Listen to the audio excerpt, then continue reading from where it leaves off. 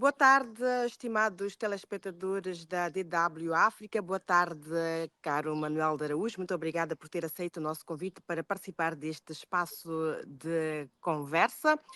E falo-vos a partir de Maputo, cidade que viveu na última noite um ato bárbaro, um assassinato de dois cidadãos moçambicanos, um de nome Elvino Dias, que também é assessor jurídico do candidato presidencial Venâncio Mondlane e também do partido Podemos, e o senhor Paulo Bueno, que era o mandatário deste partido, o Podemos.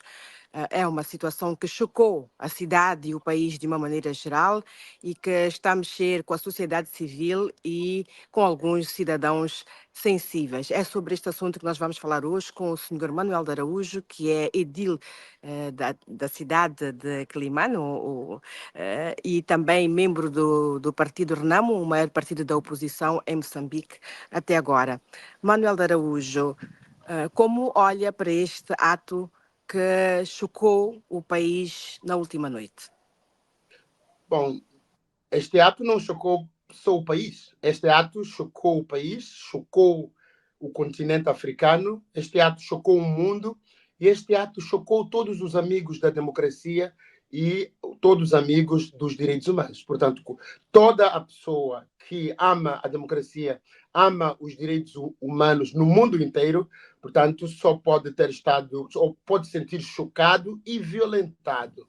Portanto, desde manhã que tenho estado a conversar com pessoas de vários quadrantes do mundo, Gostou desde do a conteúdo? Inglaterra, os Estados Unidos, a França, a Então não Alemanha se mesmo, esqueça de se o inscrever no México, canal. o Brasil, Isso do me Japão. ajuda a continuar Portanto, todo trazendo mundo vídeos tem estado a incríveis para ligar, tem estado você. a mandar mensagens de solidariedade e alguns até, os mais ingênuos, mensagens de incredulidade. Mas para nós não nos surpreende absolutamente nada. Aliás, nós estamos nesta digressão que nos levou à Alemanha, levou-nos a Estrasburgo, a Bruxelas, mas também aos Estados Unidos e a Munique, onde exatamente nós estávamos a preparar o mundo para este tipo de situações. Porque nós conseguimos ler os sinais, nós estamos envolvidos neste processo desde 2011 e, portanto, nós já sabíamos, nós estávamos simplesmente a alertar o mundo de que este tipo de situações iria acontecer. E, portanto, não nos surpreende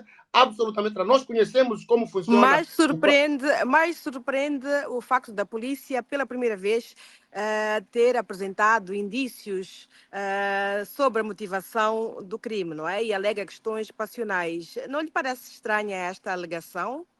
Bom, a mim, Nádia, isto pode estar a surpreender a ti, mas a mim, que sou parte deste processo, não me surpreende. Não é a primeira vez que a polícia tenta desdramatizar e até tenta, eu diria, insultar tanto a alma das vítimas como ao povo moçambicano, pensando que o povo moçambicano é estúpido. Nós, senhores comandantes da polícia, nós não somos estúpidos. Nós sabemos que foram vocês que ordenaram este crime. Nádia, só para te dar um exemplo, hoje eu tinha previsto, portanto, que chegaria hoje à cidade de Quelimane. E hoje a cidade de Quelimane está armada aos dentes. Há mais de 15 carros da polícia, carros, portanto, cada carro da polícia com mais de 9 polícias, todos armados até aos dentes, em todas as ruas da cidade de Quelimane. Os munícipes da cidade de Quelimane deveriam estar agora a dirigir-se, portanto, ao aeroporto.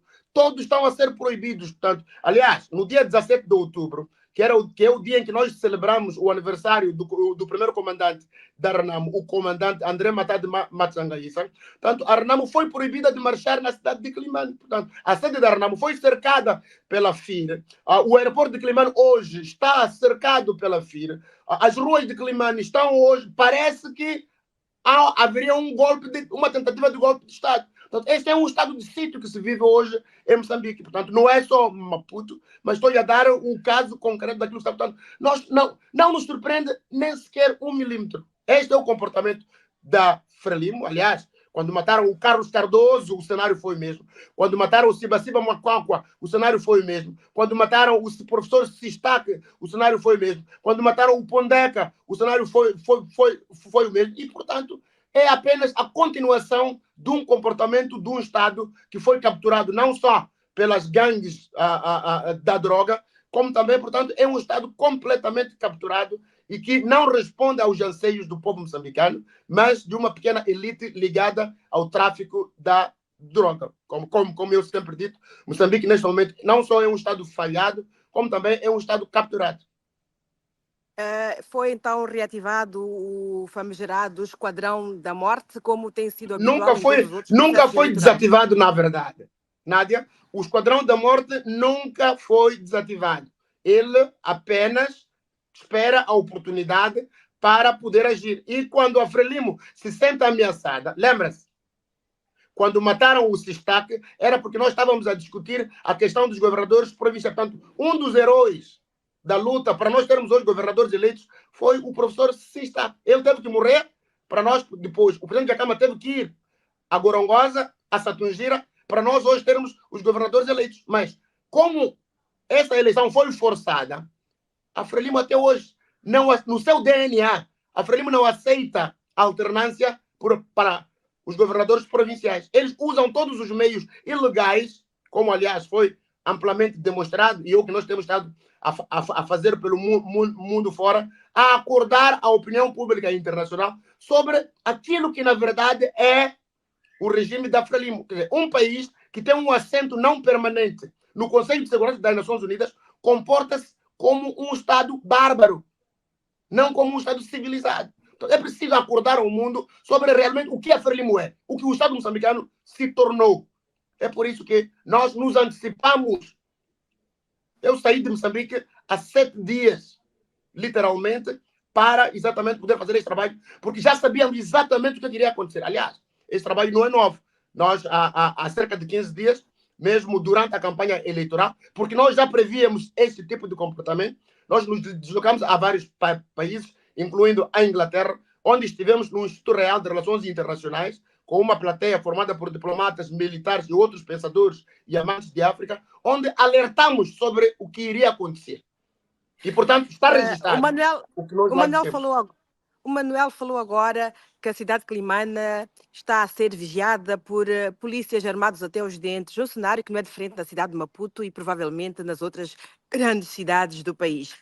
Não lhe parece estranho que um ato desses tenha acontecido justamente nas barbas dessa polícia que anda a circular pela cidade de Maputo? Não, é que os autores são a polícia. Esse aqui é o ponto. Eu não acho estranho completamente. Foi a polícia que fez isso. Ou alguém ligado ao regime militar. Portanto, não. Eu acho que não há nenhum moçambicano que tenha dúvida sobre quem são os autores deste ato. Suspeita que a Frelimo seja o mandante, até os que meus o partido filhos, Frelimo seja... Até os meus filhos têm a certeza de quem são os perpetradores que são crianças.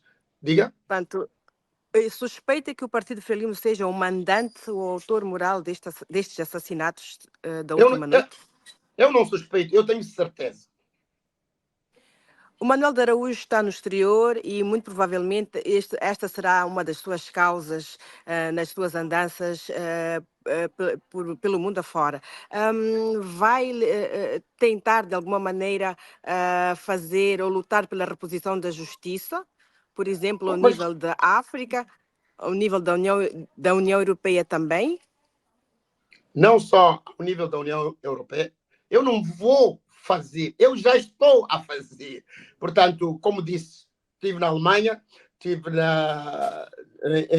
em Amsterdão, estive em The Hague, portanto, estive nos Estados Unidos, estive no México. Eu tenho estado a fazer aliás, como também disse, estive na Inglaterra, passei por Paris, onde tenho estado a contactar não só a deputados, senadores, think tanks, portanto, aqueles que fazem a opinião pública, todos aqueles que têm interesse, mas também as grandes empresas multinacionais, especialmente aquelas que estão ligadas ao oil and gas, que são aqueles, portanto, que alimentam este regime bárbaro.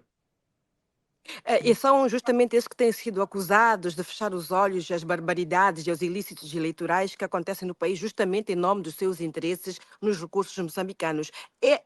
Esses campos, como têm reagido aos apelos e às denúncias feitas pelo Manuel de Araújo? Bom, tem ouvido e eu espero que reajam. Mas, como sabe, não é de hoje para amanhã.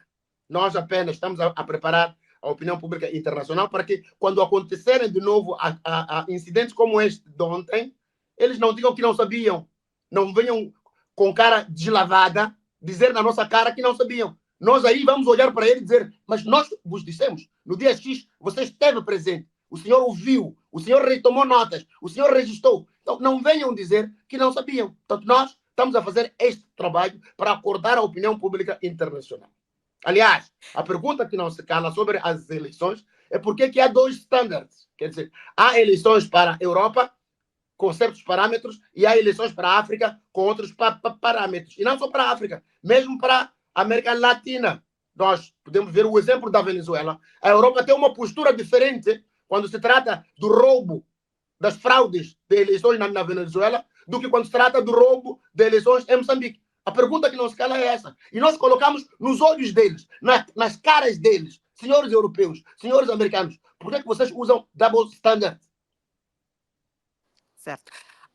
Houve um facto que chamou a atenção hoje a um ativista social e político aqui da Praça Maputense. Causou muito espanto o facto de ver cidadãos na praia a jogarem a bola, a apanharem sol, a divertirem-se depois de um ato bárbaro como este que aconteceu na última noite. Manuel de Araújo, acha que a sociedade moçambicana é uma sociedade em que as pessoas vivem em bolhas, em várias bolhas, independentes umas das outras, no mesmo espaço? Acha normal esta apatia, esta indiferença em relação aos crimes bárbaros que acontecem cá? Mais uma vez, Nádia, eu acho que tu, porque estás a viver muito tempo fora de Moçambique, penso que perdeste a noção daquilo que acontece no país, infelizmente. Eu digo isso porque eu vivi fora do país por mais de 10 anos e às vezes sentia-me assim meio perdida, como tu deve estar a sentir agora. Mas é normalíssimo. Nós normalizamos a morte. A morte em Moçambique não é problema. O teu vizinho pode morrer, a casa do teu vizinho pode ser queimada e tu continuas a viver a tua vida. É aquele síndrome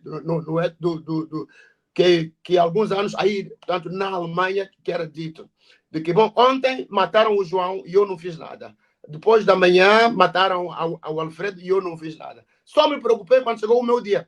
Portanto, nós estamos mais ou menos neste tipo de sociedade em que normalizamos a morte, banalizamos a morte. Aliás, em Moçambique, mensalmente, raptam 3, 4 pessoas e ninguém se importa, quer dizer. As pessoas sofreram tanto que já perderam essa sensibilidade quanto, digamos, à violência, quando se tiram vidas, quando se raptam pessoas. Então, nós banalizamos, nós já normalizamos isso. Manuel de Araújo, acha que estes assassinatos de ontem vão potenciar convulsões no país ou, pelo contrário, vieram intimidar e o cidadão vai se recolher e não sair às ruas na segunda-feira, conforme foi solicitado pelo Podemos e pelo Venâncio Mondlane? Bom, primeiro, eu acho que tem havido um engano e mesmo acho que a própria polícia parece que não percebeu a mensagem. Eu acho que pelo menos eu descodifiquei a mensagem. O que eu entendi, pelo menos, do Venâncio Mondlane, é de que não é uma manifestação para sair à rua, é uma manifestação para ficar em casa. Portanto, não vejo intimidação. Portanto, as pessoas se sentiriam intimidadas com esses atos se fosse para ir enfrentar a polícia. Porém, o Venâncio Mondlane não faz parte de nenhum sindicato e ele não tem competências para solicitar isso. Legalmente seria assim, não é? Ele tem, como cidadão, competência para convocar uma manifestação, um protesto, mas para solicitar ou convocar uma greve não o teria. Vê assim também? Bom, de facto, a Constituição da República de Moçambique, na minha ótica, faz uma distinção entre manifestação e uma greve. Portanto, nós temos o artigo, se a memória, aqui no capítulo 2, sobre os direitos, deveres e liberdades, nós temos o artigo 51 da Constituição da República de Moçambique, que diz que há direito à liberdade de reunião e de manifestação. Todos os cidadãos têm direito à liberdade de reunião e manifestação nos termos da lei. E depois temos um outro, portanto, artigo que fala da questão da greve. Portanto, uma coisa é um direito à manifestação e outra coisa é um direito, pelo menos na minha ótica, à greve. De facto, a greve, de acordo com a lei, deve seguir certos trâmites que têm um regulamento próprio. E as manifestações também têm um outro dispositivo legal, portanto, que é, por exemplo, o artigo 87, direito à greve e proibição de lockout. No seu ponto 1 diz, os trabalhadores têm direito à greve, sendo o seu exercício regulado por lei. E também diz que a lei limita o exercício do direito à greve nos serviços e atividades essenciais, no interesse das necessidades inadequadas da cidade, etc, etc, etc. Portanto, bom, o que nós podemos dizer destes dois artigos, e também eu acho que temos que clarificar, pelo menos o meu entendimento não foi que as pessoas deveriam sair à rua e fazer, digamos, marchar, ou etc, etc, mas que deveriam ficar em casa. Eu diria que é uma manifestação negativa e não uma manifestação positiva. Assim como existe uma paz positiva e existe uma paz negativa. Certo. Manuel de Araújo, muito obrigada por ter participado deste espaço de debate. Nós ficamos por aqui. Espero voltar a falar consigo numa próxima oportunidade, muito em breve, provavelmente. Bom, permita-me solidarizar-me Esteja à vontade.